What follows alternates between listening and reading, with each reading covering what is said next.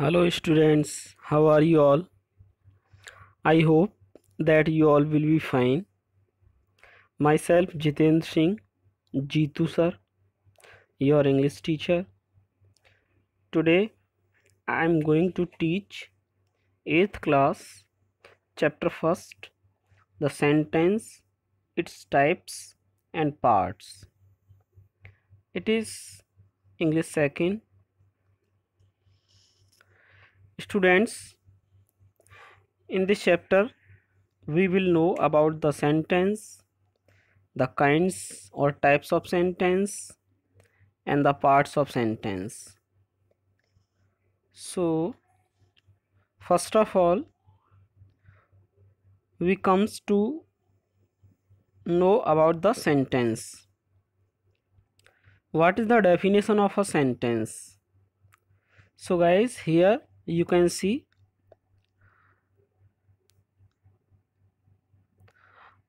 a sentence is a group of words which are put together to mean something.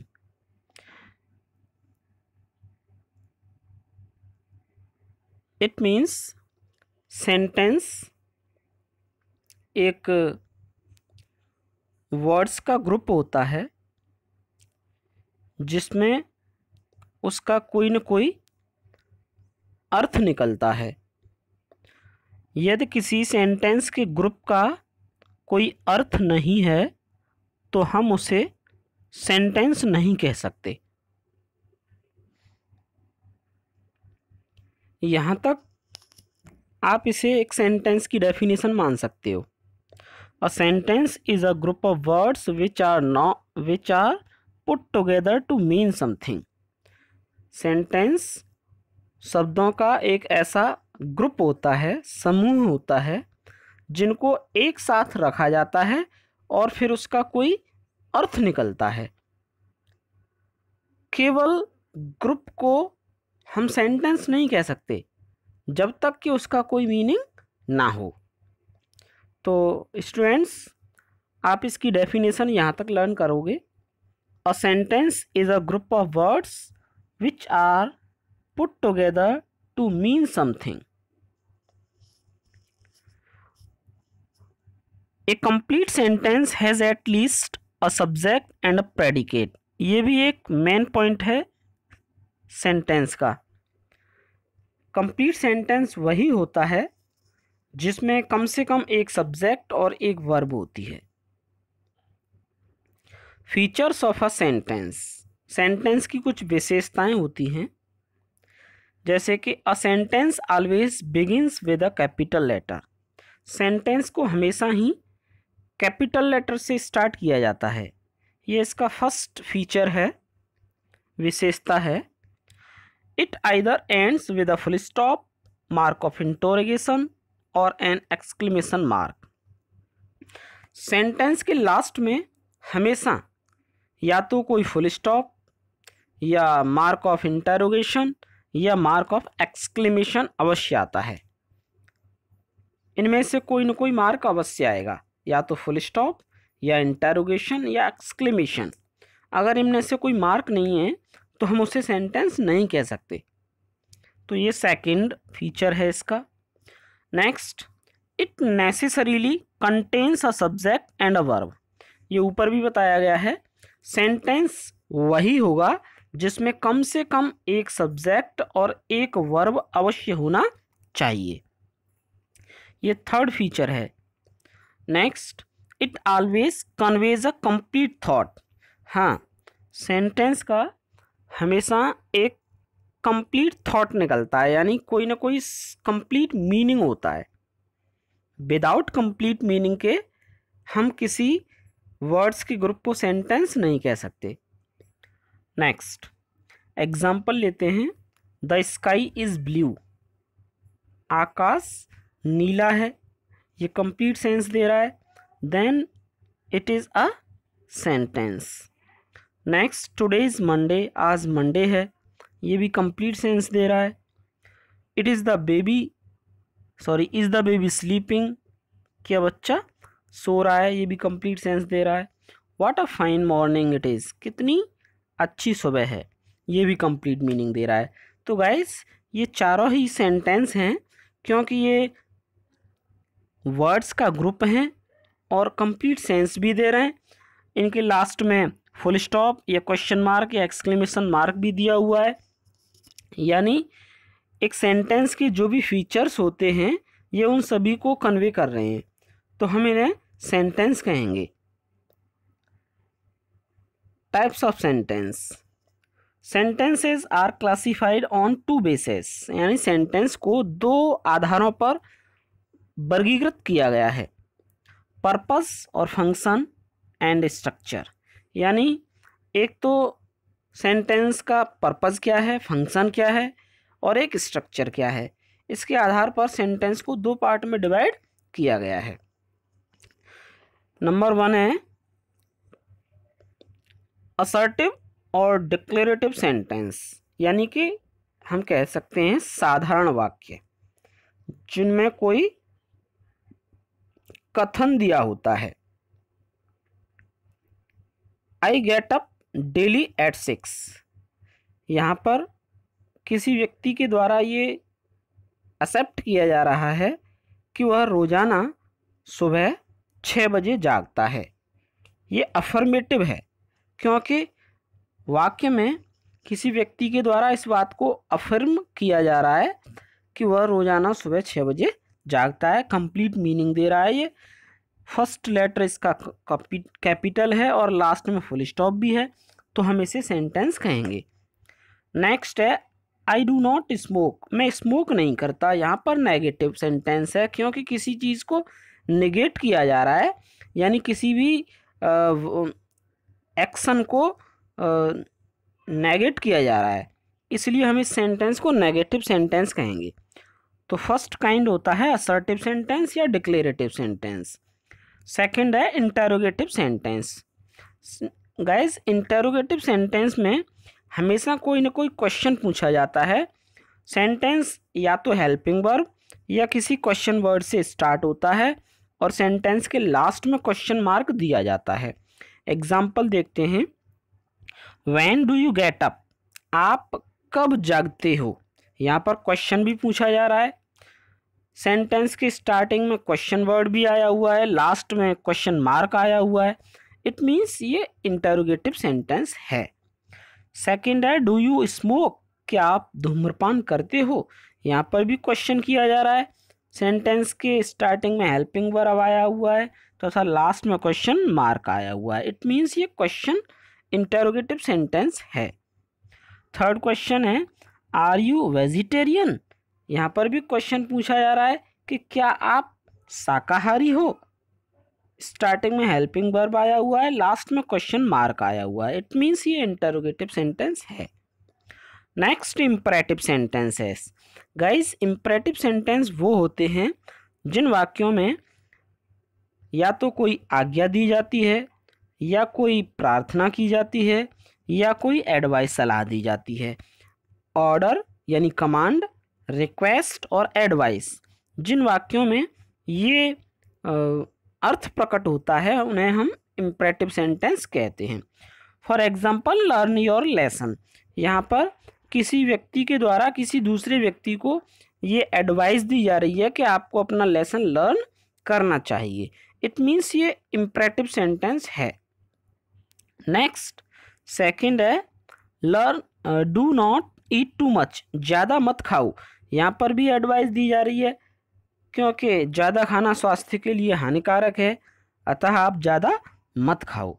तो हम इस sentence को imperative sentence कहेंगे क्योंकि यहाँ पर दोनों ही वाक्यों में किसी एक व्यक्ति के द्वारा किसी दूसरे व्यक्ति को कोई एक एडवाइस दी जा रही है। नेक्स्ट फोर्थ पार्ट होता है exclamatory sentence. Guys exclamatory sentence वे सेंटेंस होते हैं जिनमें सडन इमोशंस और सडन फीलिंग्स को वर्णन किया जाता है, या तो वो फीलिंग्स खुशी या दुख प्रकट करती हैं या आश्चर्य प्रकट करती हैं, और ऐसे वाक्यों के लास्ट में हमेशा एक्सक्लेमेशन मार्क आया होता है। एग्जाम्पल है oh what a lovely baby, यहाँ पर ओ वर्ड एक्सक्लेमेशन प्रकट कर रहा है, ओ, तथा लास्ट में एक्सक्लेमेशन मार्क आया हुआ है। यहाँ पर अलास ये हर्ट की फीलिंग्स को एक्सप्रेस कर रहा है। लास्ट में अलास के बाद में क्वेश्चन वर्ड एक्सक्लेमेटरी वर्ड का भी यूज हुआ है, एक्सक्लेमेटरी मार्क का यूज हुआ है। It means these both sentences are exclamatory sentences. ये था सेंटेंस फंक्शन के आधार पर, अकॉर्डिंग टू देयर फंक्शन, उनके कार्य के अनुसार। सेकंड पार्ट होता है on the basis of their structure. Sentence को स्ट्रक्चर के आधार पर किस प्रकार विभाजित किया जाता है। तो स्ट्रक्चर के आधार पर सेंटेंस को 3 पार्ट्स में डिवाइड किया गया है। एक simple sentence, a compound sentence और कॉम्प्लेक्स सेंटेंस। तो गाइस सबसे पहले हम देखते हैं सिंपल सेंटेंस क्या होता है। So come on the point. Simple sentence, a simple sentence contains one finite verb. यानी सिंपल सेंटेंस में एक फाइनाइट वर्ब होता है, केवल only one finite verb. Guys finite verb वो वर्ब होते हैं जो वाक्य में सब्जेक्ट के अकॉर्डिंग चेंज होते रहते हैं।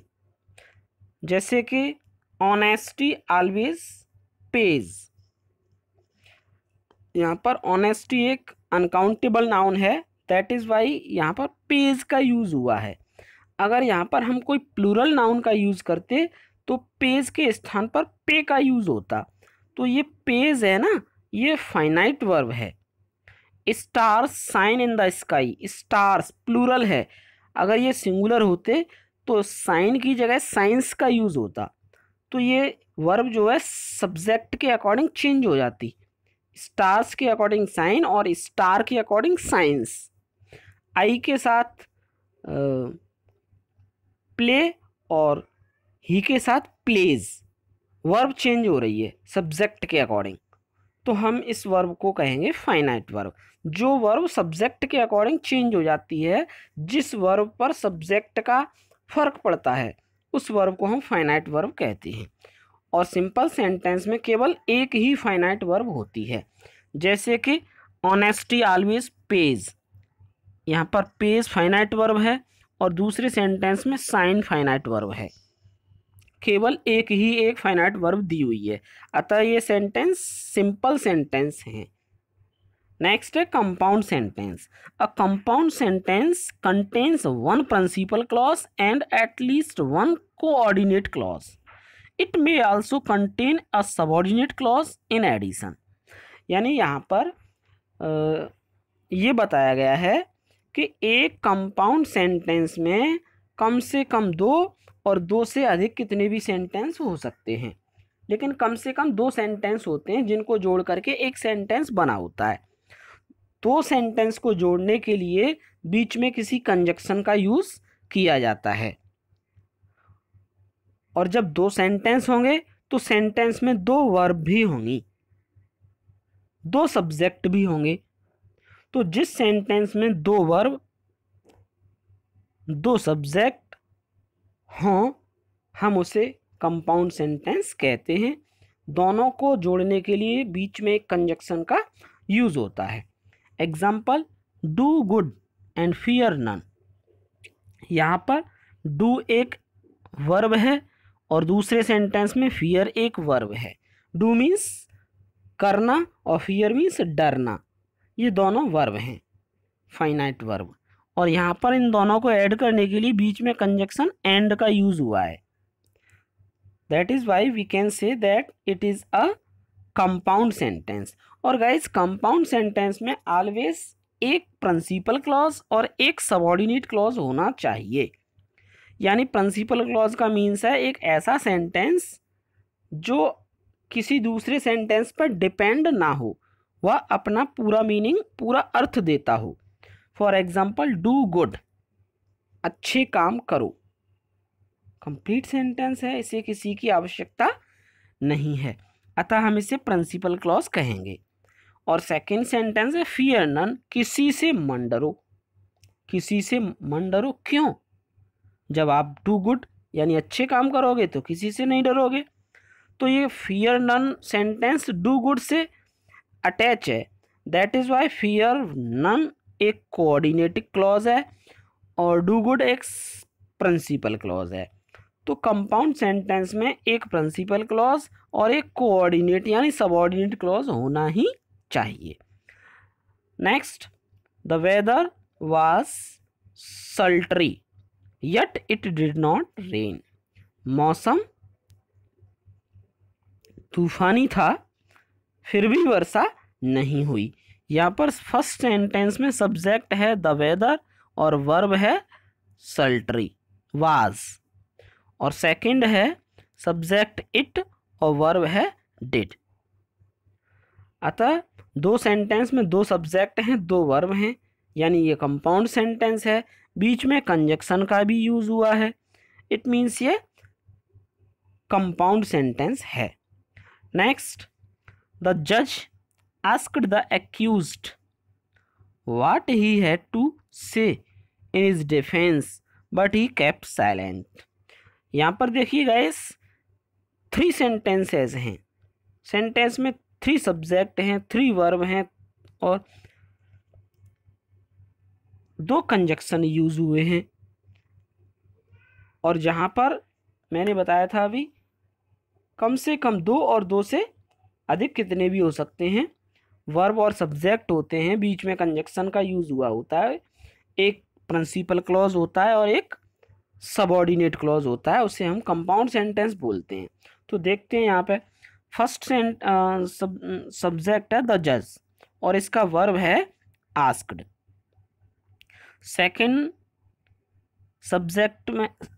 सेकंड में है ही सब्जेक्ट और वर्ब है से। थर्ड में ही सब्जेक्ट और केप्ट वर्ब। 2 कंजक्शन यूज हुए हैं, एक है व्हाट और दूसरा है बट। तो यहाँ पर सेंटेंस कंपाउंड सेंटेंस कहलाएगा। नेक्स्ट पार्ट है complex sentence. Guys, complex sentence contains one main clause and one और मोर सबऑर्डिनेट क्लॉज। यानी कॉम्प्लेक्स सेंटेंस में भी कम से कम एक सबऑर्डिनेट क्लॉज और एक सबऑर्डिनेट क्लॉज और एक मेन क्लॉज होता है, जबकि कंपाउंड सेंटेंस में दोनों सेंटेंस कंप्लीट अर्थ देते हैं और कॉम्प्लेक्स सेंटेंस में एक सेंटेंस कंप्लीट और एक इनकम्प्लीट अर्थ देता है। एग्जाम्पल, आई थिंक मुझे लगता है, that he has gone to Agra कि वह आगरा गया है। अब आई थिंक मुझे लगता है ये कंप्लीट सेंटेंस है, that he has gone to Agra कि वह आगरा गया है। अगर ये पूछा जाए कि वह आगरा गया है तो ये सेंटेंस कंप्लीट नहीं हो पाता विदाउट आई थिंक के। That he has gone to Agra को कंप्लीट मीनिंग देने के लिए आई थिंक की ज़रूरत है, लेकिन आई थिंक को that he has gone to Agra की आवश्यकता नहीं है। तो आई थिंक एक मेन क्लॉज है, that he has gone to Agra एक सबऑर्डिनेट क्लॉज है। She has a ring which is made of gold. ऊपर वाले सेंटेंस में दैट एक कंजक्शन का यूज हुआ था और सेकंड सेंटेंस में शी हैज़ ए रिंग, उसके पास एक अंगूठी है विच इज़ मेड ऑफ गोल्ड, जो सोने की बनी हुई है।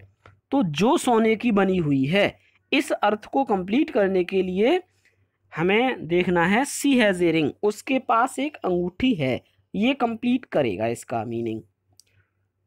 तो शी हैज़ ए रिंग एक मेन क्लॉज है और विच इज़ मेड ऑफ गोल्ड एक सबऑर्डिनेट क्लॉज है। When you came here I was reading a book. यहाँ पर सेंटेंस को गाइस पलट दिया गया है। I was reading a book एक कंप्लीट सेंस देता है, व्हेन यू केम हियर एक इनकम्प्लीट सेंस देता है। अतः व्हेन यू कम हियर को हम सबऑर्डिनेट क्लॉज कहेंगे, आई वॉज रीडिंग अ नोवेल को हम मेन क्लॉज कहेंगे। गाइस, मेन क्लॉज और सबऑर्डिनेट क्लॉज कहीं भी आ सकते हैं, सेंटेंस के स्टार्टिंग में और सेंटेंस के लास्ट में, जैसा कि अभी यहाँ आपको दिखाई दे रहा होगा। आई थिंक मेन क्लॉज है जो पहले दिया हुआ है, that he has gone to Agra subordinate clause है लेकिन बाद में दिया हुआ है। और थर्ड सेंटेंस में व्हेन यू कम हियर, ये सबऑर्डिनेट क्लॉज है, शुरू में दिया हुआ है। आई वॉज रीडिंग नोवेल एक मेन क्लॉज है, वाक्य के बाद में दिया हुआ है। लेकिन गाइज हम चाहें तो इस सेंटेंस को ऐसे भी लिख सकते हैं कि आई was reading a novel when you came here, तब भी ये करेक्ट होगा गाइज। ओके, तो ये 3 पार्ट्स होते हैं सेंटेंस के स्ट्रक्चर के आधार पर। Next, part of a sentence. एक सेंटेंस के पार्ट्स कितने होते हैं? There are 2 main parts of a sentence, यानी सेंटेंस के 2 मेन पार्ट होते हैं, एक सब्जेक्ट और एक प्रेडिकेट। तो guys first of all we will know what is subject. Subject क्या होता है? The subject usually appears before the predicate to show, यानी सेंटेंस में सब्जेक्ट हम उस पार्ट को कहते हैं जो कि प्रेडिकेट से पहले आया होता है। गाइज ये लिखा है the subject usually appears before the predicate to show what the sentence is about, who और what performs the action। Subject वो होता है जो सेंटेंस में कोई ना कोई एक्शन कर रहा होता है, यानी उसके द्वारा कोई कार्य किया जाता है। सब्जेक्ट मीन्स होता है कर्ता, यानी कार्य को करने वाला। सेंटेंस में देखते हैं कि टाइप्स ऑफ सब्जेक्ट, यानी सब्जेक्ट भी कई प्रकार के होते हैं, जैसे कि a subject may be 1 word और several वर्ड्स, यानी सब्जेक्ट के रूप में एक वर्ड भी सब्जेक्ट का कार्य कर सकता है और एक से अधिक वर्ड भी सब्जेक्ट का कार्य करते हैं। जैसे कि फर्स्ट नंबर है simple subject. When the subject is just 1 word, केवल एक ही वर्ड सब्जेक्ट होता है, यानी एक ही वर्ड सब्जेक्ट का कार्य करता है, तब हम उसे सिंपल सब्जेक्ट कहते हैं। ए नाउन और अ प्रोनाउन, चाहे वो नाउन हो या प्रोनाउन हो, it is called simple subject, हम उसे सिंपल सब्जेक्ट कहेंगे। गाइस एग्जाम्पल ले सकते हैं हम।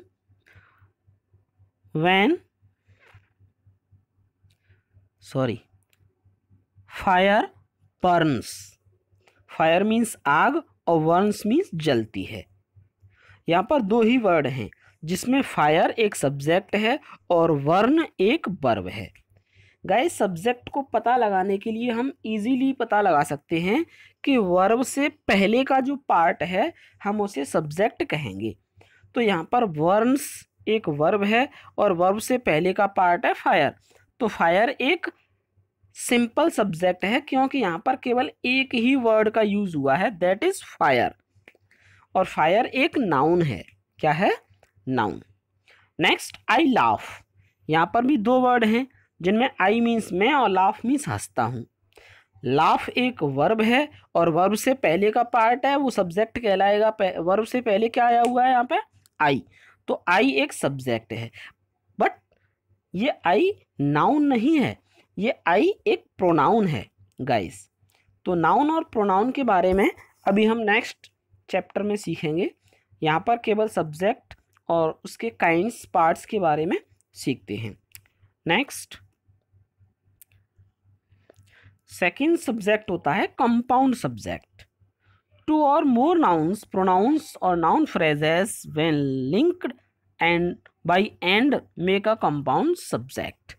गाइस जब 2 या 2 से अधिक नाउन या प्रोनाउन या नाउन फ्रेज एंड से जुड़ करके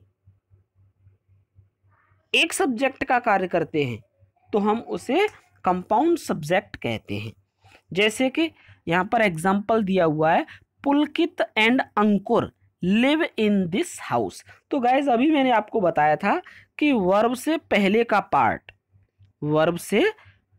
पार्ट सब्जेक्ट कहलाता है। तो वर्ब है यहाँ पर लिव, तो लिव से पहले का पार्ट है पुलकित एंड अंकुर, ये सब्जेक्ट है। यहाँ पर 2 नाउन एंड के द्वारा जुड़े हुए हैं, एक तो है पुलकित और दूसरा है अंकुर। जब 2 नाउन कंजक्शन एंड से जुड़ करके एक सब्जेक्ट का कार्य करते हैं तब हम उन्हें कंपाउंड सब्जेक्ट कहते हैं। तो पुलकित एंड अंकुर कंपाउंड सब्जेक्ट हुआ। ओके, नेक्स्ट है दे एंड आई प्ले टुगेदर।